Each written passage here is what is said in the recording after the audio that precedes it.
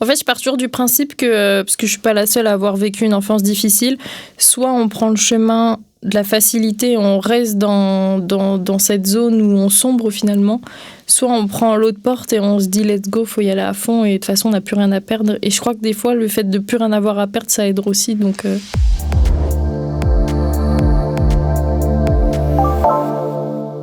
Bonjour à toutes et à tous, soyez les bienvenus dans Chronique d'Experts, un podcast produit par Open Media, à retrouver sur Forbes.fr, mais aussi YouTube, ainsi que toutes les plateformes de podcast comme Spotify, Apple Podcast, Deezer ou encore Amazon Music.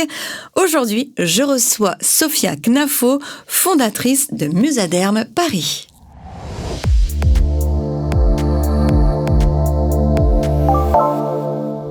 Bonjour Sophia. Bonjour Karine. On va parler de Musaderm Paris. Qu'est-ce que c'est ?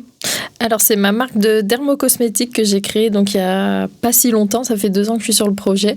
Donc c'est une marque à produits minimalistes. L'objectif c'était de réduire les routines beauté finalement et d'avoir une seule crème efficace pour le visage avec des produits 100% clean beauty. Alors on va y venir, vous avez créé plein de choses. Vous avez combien de marques ? Alors, j'ai 4 sociétés aujourd'hui. Oui, dites-moi, alors allez-y. Donc, il y a Musaderm Paris, ma marque dermocosmétique. J'ai une marque j'ai une entreprise de marketing pour tout ce qui va être les sociétés d'esthétique. J'ai SOS Esthétique, du coup, je pense qu'on va en parler pendant le podcast. Donc, c'est une société un peu comme Cauchemar en cuisine, mais version esthétique qui est en train de se fonder. Donc, l'objectif de faire une émission. Et j'ai une entreprise on va dire, plus coaching, consulting, toujours dans l'esthétique. Tout est relié. Non, mais pardonnez-moi, Sophia, vous avez quel âge ? 25 ans. D'accord, il y a un problème quelque part. Vous avez commencé à quel âge ? J'ai commencé il y a 3 ans uniquement pourtant. Mais à 15 ans, vous faisiez déjà de l'esthétique ? Oui, j'ai commencé à 15 ans en apprentissage dans l'esthétique chez Yves Rocher. Et ensuite, il s'en est suivi plein d'activités. Et puis, je suis revenue à l'esthétique finalement. Je crois que vous vous êtes rendu compte que le salariat, c'était pas pour vous. Ouais, exactement. Ça a été une période très compliquée, le salariat, parce que j'avais ma maman notamment qui était très frustrée parce que je trouvais pas ce qui me convenait. Je changeais tout le temps. Je voulais toujours évoluer plus. Et en fait, c'était vraiment un blocage pour moi. Vous avez finalement toujours eu cette envie d'entreprendre au fond de vous ? Ouais, je pense. Puis mes parents étaient entrepreneurs aussi, donc je pense que il n'y a pas de secret. Donc, la dermato, tout ce qui touche à l'esthétique, c'est ça, hein ? Ouais, c'est vraiment ce que j'aime beaucoup. Je m'en suis rendu compte quand j'ai commencé à 15 ans. En fait, j'étais une des meilleures vendeuses chez Yves Rocher dans toute la gamme produits visage, etc. Parce que j'étais passionnée. Je connaissais tous les produits par cœur et je les conseillais vraiment avec passion finalement. Donc, c'est là que je me suis rendu compte que j'aimais ça finalement. Et avant, vous faisiez un sport équin, c'est ça ? Ouais, alors en fait... Vous avez eu combien de vies ? Qu'est-ce qui se passe ? Sophia ? Beaucoup. En fait, je devais commencer dans une voie sportive, donc dans l'équitation. C'était vraiment ma voie. En fait, moi, je ne savais pas me maquiller. J'étais un garçon manqué. Vraiment une catastrophe. Et en fait, au dernier moment, j'ai dû me rediriger parce que finalement, la voie ne correspondait plus par rapport au patron que j'avais trouvé, etc. Et la seule école qui acceptait de me prendre, c'était l'esthétique. Donc, ma mère, elle m'a dit, je sais pas trop ce que tu vas y faire parce que, ça se voyait que c'était pas une évidence. Et donc, pourtant, sur le papier, c'était pas du tout fait pour vous, l'esthétique ? Pas du tout. Mais alors, pas du tout. J'étais vraiment un garçon manqué, je savais pas me maquiller, donc j'ai regardé plein de tutos sur YouTube, etc. avant d'arriver à l'école. Je me rappelle, il me restait 3 semaines avant d'arriver à l'école. J'ai regardé tellement de tutos que finalement, j'étais encore plus calée que les personnes qui se maquillaient depuis longtemps. Donc voilà comment ça s'est fait. Mais ça, on le sent. Vous avez une envie d'apprendre, de bien faire. Vous comprenez vite les choses. Et je pense que ça vous a beaucoup aidé. Hein. Ouais, je pense. C'est souvent ce que je dis, c'est du bon sens. Et c'est vrai que ça manque beaucoup aussi, notamment dans l'entrepreneuriat. C'est les gens qui ont du bon sens et je pense que ça y joue beaucoup. Donc, cette école, c'est un peu le destin. Elle a changé votre vie. Ouais, ça a changé ma vie. Au début, ça a été un peu compliqué, mais je voulais vraiment persévérer et y arriver. Je me suis dit, en plus, c'est ma maman qui payait l'école à cette époque. C'était déjà compliqué financièrement. Et je me suis donnée à fond et finalement, ça a fonctionné, quoi. Je crois que vous avez aussi vécu des moments difficiles dans votre vie. Ouais, j'ai eu beaucoup de rebondissements. J'ai eu le décès de mon papa. J'ai eu une enfance pas facile du tout. J'aurais jamais pensé en arriver là. J'ai eu des parents entrepreneurs. Je suis jamais partie en vacances avec mes parents. Mes parents, c'était des acharnés du travail. Et pour autant, c'est des personnes qui investissaient leur argent tout le temps. Donc ça a été un bon exemple, mais ça a été compliqué quand j'étais petite. Je me rappelle, on en parle souvent avec ma mère, j'allais à l'école, j'avais les chaussures trouées qu'on recollait à la colle, etc. Et ça a bien changé. Ça a beaucoup changé. Attendez, j'ai les chiffres. Quelque part par ici, je crois que dès les premiers 6 mois, vous avez généré plus de 400 000 euros. Aujourd'hui, vous en êtes à plus d'1,5 million par an. Ouais, avec les entreprises. Et ça va augmenter largement, mais ouais, avec les entreprises pour lesquelles j'ai pu aider, on a généré beaucoup de chiffres d'affaires. C'est très gratifiant d'entendre les chiffres. C'est formidable, franchement. Ouais. Vous êtes en train de nous prouver qu'avec la volonté, le dépassement de soi, quoi qu'il arrive, quelle que soit l'enfance finalement, ouais. Quand on a ça en nous, qu'on a envie de s'en sortir, parce que c'est ce que vous nous prouvez là, l'envie de s'en sortir, de réussir par soi-même et de ne manquer de rien, de plus avoir ses chaussures trouées. C'est ça, exactement. En fait, je pars toujours du principe que, parce que je suis pas la seule à avoir vécu une enfance difficile, soit on prend le chemin de la facilité, on reste dans cette zone où on sombre finalement, soit on prend l'autre porte et on se dit let's go, faut y aller à fond et de toute façon on n'a plus rien à perdre. Et je crois que des fois le fait de plus rien avoir à perdre, ça aide aussi, donc c'est des bonnes leçons franchement. Allez, on va parler d'SOS esthétique. Allons-y. Donc allez-y, expliquez-nous comment ça fonctionne et comment vous est venue cette idée. Alors comment m'est venue l'idée SOS esthétique, c'était il y a au moins 1 an. En fait, je trouvais qu'il y avait très peu d'entreprises pour aider les entreprises de l'esthétique à se développer. Et moi, j'aimais bien regarder tout ce qui était Cauchemar en cuisine, Super Nanny. En fait, j'aimais bien les gens qui rentraient dans des contextes et qui aidaient, en fait, tout simplement. Et, grand frère. Ouais, Pascal Legrand, exactement la référence. Et donc, en fait, m'est venue l'idée, je me suis dit, mais en fait, il faut faire un concept comme Cauchemar en cuisine, mais en esthétique. Chose que j'ai faite, du coup, là, récemment, on a commencé le tournage la semaine dernière. Là, je reviens de Belgique, on a fait le premier tournage. Attendez. Vous êtes dans l'esthétique, j'ai compris, dans la dermato, tout ça, les produits, et vous vous dites, je veux avoir mon propre show de télévision ? Ben ouais. Et vous démarchez, vous faites vous-même, comment ça se passe ? En fait, ouais, on a eu un rendez-vous avec une équipe de production. Le projet a totalement chauffé.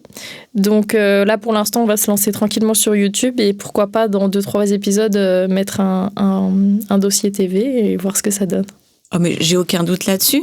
J'ai hâte de voir. Donc, vous allez voir des esthéticiennes, des esthéticiens qui sont dans la difficulté. Comment ça se passe ? C'est ça. En fait, c'est des entreprises aujourd'hui. Parce que dans l'esthétique, je pense que vous le savez, c'est vraiment c'est un marché qui flambe, en fait, finalement. Il y a beaucoup de demandes. Il y a beaucoup aussi de problématiques liées au fait que ce soit pas moderne. Il y a beaucoup d'instituts qui se mettent pas au goût du jour parce que ça évolue tellement vite. En fait, si on n'est plus à la page, en fait, c'est très compliqué de survivre. Qu'est-ce qui évolue ? Le marché, les innovations, les technologies. Et en fait, ça dépasse énormément de personnes, notamment les esthéticiennes qui se sont formées il y a peut-être 20 ans. Pour elles, c'est tellement loin. Et en fait, le problème, c'est que si on ne se modernise pas, au bout d'un moment, ça meurt petit à petit. Donc, comme vous dites, c'est vraiment comme Cauchemar en cuisine. On a des habitudes, on pense bien faire. Finalement, il y a moins de monde, moins de chiffres et on a besoin d'aide. Exactement. Et je crois que vous avez de très, très bons retours parce qu'on vous l'a souvent dit. Avant de lancer SOS Esthétique, vous aviez déjà cet œil extérieur qui faisait ce petit plus et qui aidait. Ouais, exactement. J'ai aidé beaucoup. J'ai aidé plus d'une centaine de cabinets à s'installer.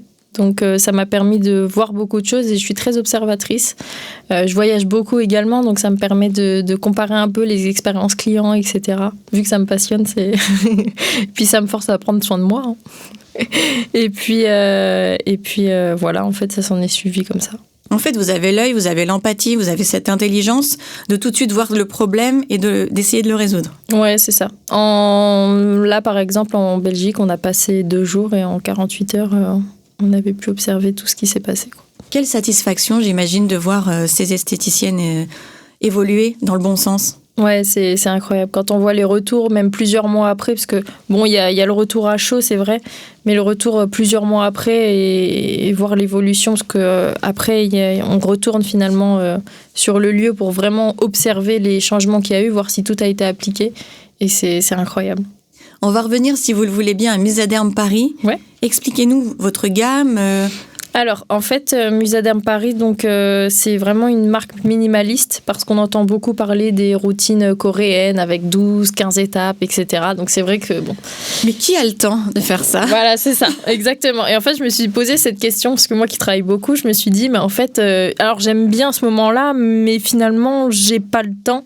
Et en fait, si on creuse un petit peu, on se rend compte qu'en fait, c'est pas bon pour la peau non plus, parce qu'on n'a pas les peaux de Coréens, tout simplement. On a des univers totalement différents, on a un style de vie qui est totalement différent. Donc, en fait, j'ai réétudié ça de plus près et c'est pour ça que j'ai lancé une gamme monoproduits, notamment aussi parce que tout le monde n'a pas les moyens de s'acheter une routine à 15 ou 20 étapes. Et notamment, moi qui voyage beaucoup, je trouve que dans les transports, c'est quand même plus évident dans la trousse de toilette. Non, on n'a pas le droit à tous ces produits, plus de 150 millilitres, c'est pas possible. Voilà, exactement. Donc, c'est pour ça que m'est venue un peu l'idée. Après, moi, je fais très attention à la composition des produits. Donc, je voulais vraiment des produits qui étaient vraiment clean. Donc, clean, ça veut dire quoi pour vous ? Alors, clean beauty, pour moi, c'est aucun produit qui va entraver la barrière cutanée, par exemple. Je pars souvent du principe que faut aider la peau et pas essayer de la changer. Et de nombreuses personnes essayent de faire l'inverse et c'est ça le problème. Donc, vraiment que des produits qui vont aider et pas solliciter de manière excessive la peau. Donc, quel produit, par exemple ? Demain, je veux voir ce que vous faites. Qu'est-ce que je vais découvrir ? Alors, vous avez une crème par problématique de peau. Vous avez les peaux sensibles, vous avez les peaux acnéiques, vous avez les peaux déshydratées et avec des rides. Malheureusement, ça finit par arriver. on a une crème au rétinol également. Et il y a aussi un produit qui est en train d'être terminé. C'est un produit pour tout ce qui va être psoriasis, etc. Vu que je suis moi-même atteinte de psoriasis. Oui, ça se voit pas. Hein. Ouais, non, ça se voit pas, mais le stress sort par le corps parle, donc le psoriasis, et vu qu'en pharmacie, c'est vrai que c'est des produits souvent auxquels on fait confiance parce que c'est en pharmacie, et pourtant les produits ne sont pas clean. Donc c'est aussi pour ça que je me suis dit, je veux vraiment des produits que les gens aient 100% confiance, puissent même les appliquer sur les enfants, les femmes enceintes. Comment vous faites pour développer ces produits ? Vous travaillez comment ? Alors, pour développer des produits, tout simplement, j'ai trouvé un laboratoire qui est sur Paris d'ailleurs, qui travaille avec de nombreuses grandes marques, notamment en pharmacie. Et en fait, on se fait accompagner, on monte des dossiers, etc. Et on est vraiment super bien accompagné. Donc, il n'y a pas besoin d'être une scientifique pour créer sa marque, juste d'être passionné, de s'y connaître un minimum, bien évidemment. Bon, on a fait les comptes, vous avez 25 ans. Bientôt 26. Bientôt 26, ok. Bientôt 26. Est-ce que vous voyez un petit peu, en vous retournant en arrière, le chemin parcouru, qu'est-ce que vous vous dites aujourd'hui ? Alors, j'ai un côté de moi qui me dit « Ah, j'aurais aimé pouvoir faire plus », mais je trouve que c'est déjà bien. Après, comme on dit, il ne faut pas se comparer aux autres, mais c'est vrai que si on regarde un petit peu en arrière, les personnes que j'ai pu fréquenter aussi dans ma vie, je me dis que j'ai quand même bien avancé et je suis très contente du parcours. Et si je devais changer quelque chose, je crois que je ne changerais quand même rien. Ah, c'est beau. J'ai cru que vous alliez être une éternelle insatisfaite. Vous êtes tellement exigeante, ça se voit. Mais oui, il faut quand même être bon avec soi. Exactement. Non, il faut être fier de soi et sinon on rumine tout le temps et avec des si on refait le monde. Pour la suite, on vous souhaite quoi ? Vous finissez avec combien de marques alors ? À votre avis ? Alors, j'aimerais bien réduire à 3 sociétés quand même. D'accord. Parce que 4, c'est beaucoup de travail. Alors, j'aime le travail, mais j'aimerais bien me plonger plus, notamment dans SOS Esthétique et la marque. Donc, que de la réussite. Et j'espère que peut-être on se retrouvera sur un plateau TV, hein, Karine. Bien sûr. Moi, je m'en vais tester vos produits tout de suite. J'en ai besoin. Hein. Il y a du Avec boulot. grand plaisir. Vous avez parlé de rides, de rétinol. Ça me convient tout à fait. Écoutez, Sophia, vraiment, merci d'être venue sur ce plateau, c'était un bonheur. Et je pense qu'on peut résumer aussi ça avec la volonté. La volonté de s'en sortir, vous l'avez très bien dit, et je peux que vous féliciter. Merci, Karine. Vous êtes un exemple à suivre, vraiment. Merci, Karine, ça me fait plaisir. Réussir, c'est pas seulement créer des marques ou des chiffres, c'est transformer des épreuves en force, comme l'a fait Sophia. Merci de nous avoir suivis, je vous dis à très bientôt dans Chronique d'Experts.